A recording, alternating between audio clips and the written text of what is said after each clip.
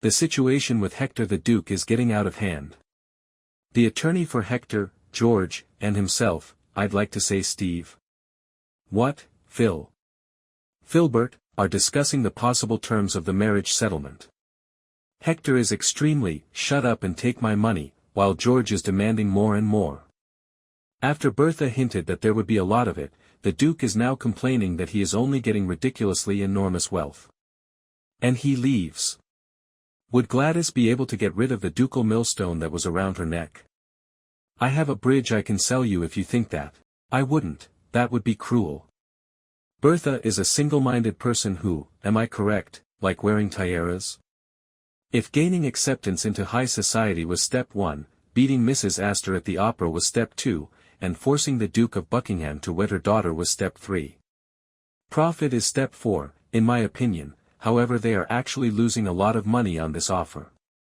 What if we discovered that Bertha Russell was actually responsible for William McKinley's assassination and that step 4 was to kill the president? She would respond, because I could, when asked why, and then burst out laughing because society's repression of her vicious ambition has caused a breakdown. Other than balls, cotillions, marriages, and evilly planned political upheavals, where else is she expected to channel it? In other words, Bertha will see this marriage through to completion. I am unsure of the source of Gladys's optimism over her future. Really?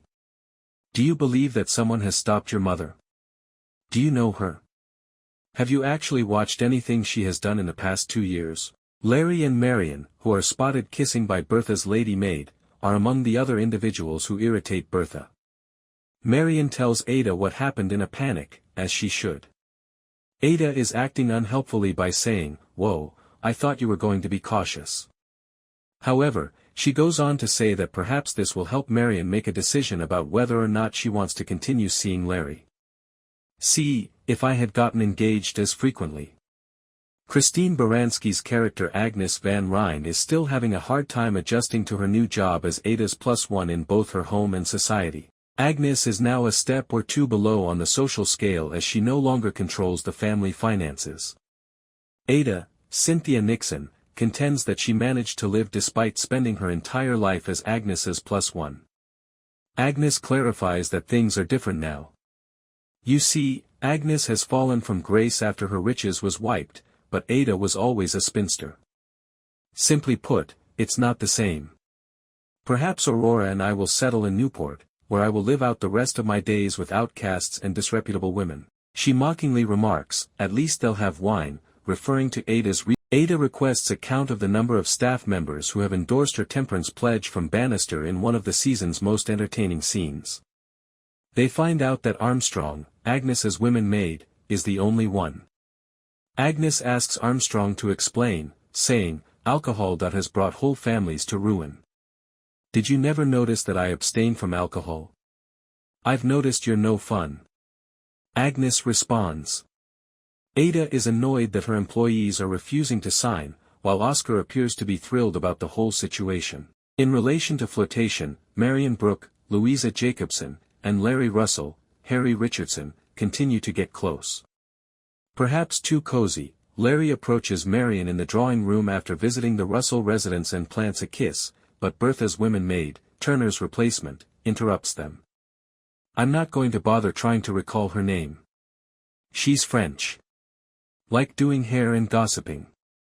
Marion worries that Turner's replacement would ruin her image by blabbering that she kissed a man she wasn't engaged to, and she's correct. Bertha is informed by Turner's replacement, and she appears shocked by the inappropriate behavior, but why? Or perhaps because Marion is so uninteresting. Larry had a passionate affair with Mrs. Blaine in Newport last summer, so she is aware of her son's desires. However, Bertha is scheming and doesn't really care what Larry is doing at the moment. Bertha brings Mr. Delancey to their house to talk about the Duke without George's knowledge. Mr. Delancey understands right away that Bertha is up to something.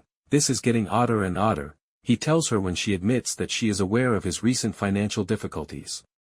However, he reassures her that his investment portfolio is indeed quite diversified. Mrs. Russell, you can relax, I don't want Martha to be a great lady on the other side of the world. I can easily buy a duke or two. Here in New York, I plan to watch my grandchildren grow up. It's hilarious that Bertha doesn't have any such urges. To be honest, Mrs. Russell, you rather intrigue me, Delancey says as he says farewell to Bertha. I simply wish you realized how much more fascinating it is. The Duke of Buckingham is not as you are. As Jack and Larry begin meeting to find investors for his new clock patent, we are finally witnessing the results of Jack's labor. Although Larry has been speaking the most, Jack interrupts at their most recent meeting with an interested investor and demonstrates his ability as a salesman, even though no one has made an investment offer, at least not yet. It is Armstrong, of all people, who gives Jack a comforting speech to help him overcome his disappointment. Perhaps he made her a Tin Man-style heart out of a clock. Do you want to know how I can tell that there will be turmoil in Peggy Scott's relationship with Dr. William Kirkland, played by Jordan Donica?